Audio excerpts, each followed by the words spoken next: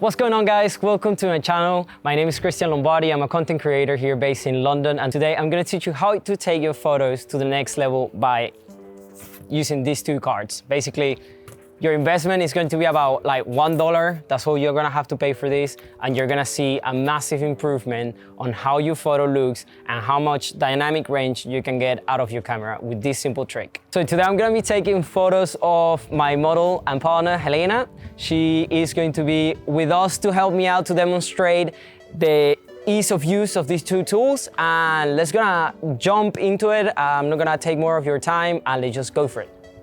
So at first, I'm not gonna be using any of the cards, just to have a base plate for me to show you guys what is the effects of the cards in your photography. So I'm gonna use just the camera. This is a Sony Alpha 700 with a 2.8 equivalent to the 24-70 in a full frame camera, which is pretty cool, nice and sharp lens.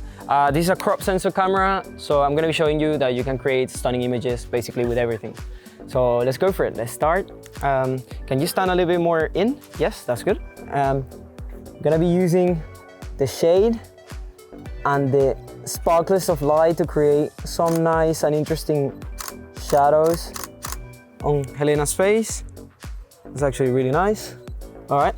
So I'm using also some of the leaves and the branches that are popping in the photo to create like a foreground element. And I'm trying to look.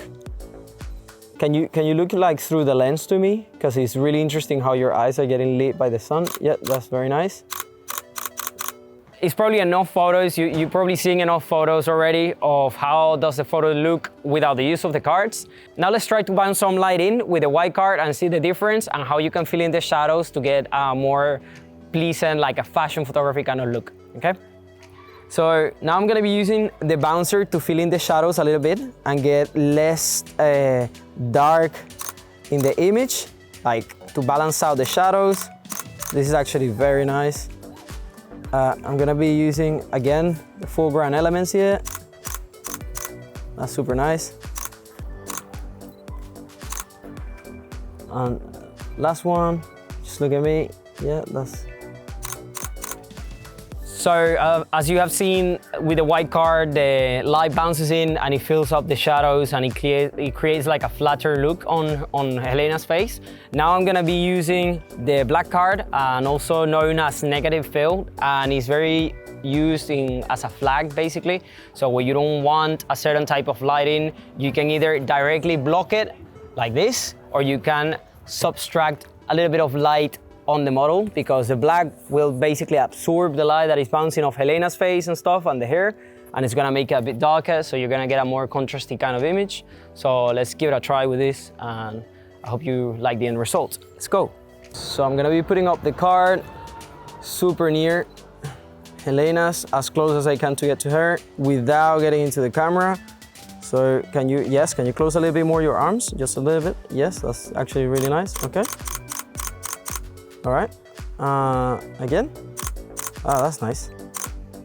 Look through the lens. Yeah, that's nice. And now let's get a close up so you can guys see the very difference on the black card.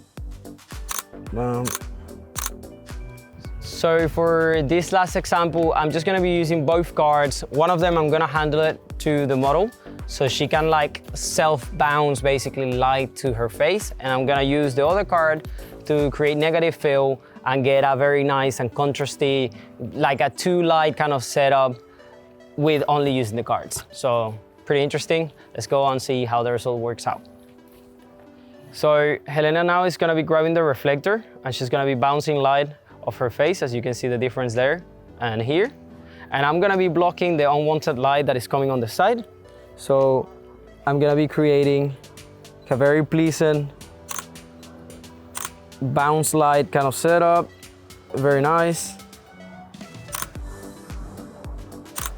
So let's just sneak peek here, and it's looking absolutely gorgeous. Also, she's making my job super easy.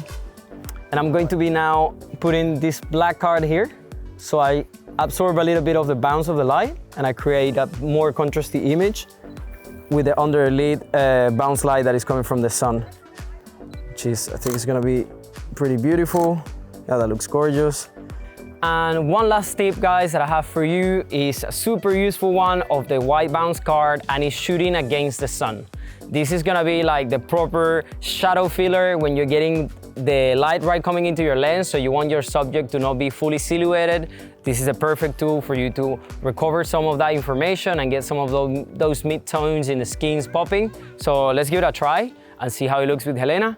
Helena is now standing against the sun, and if I will be using the camera without setting up for the against the light kind of shot, I'm going to be getting pretty much a fully silhouetted shot.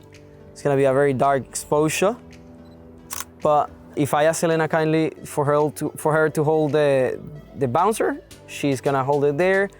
A lot more light is gonna come into her face. So I'm just gonna get a few shots and see how it looks. So yeah, this is looking beautiful. So this is it, guys. This is generally how I use these two bounce cards.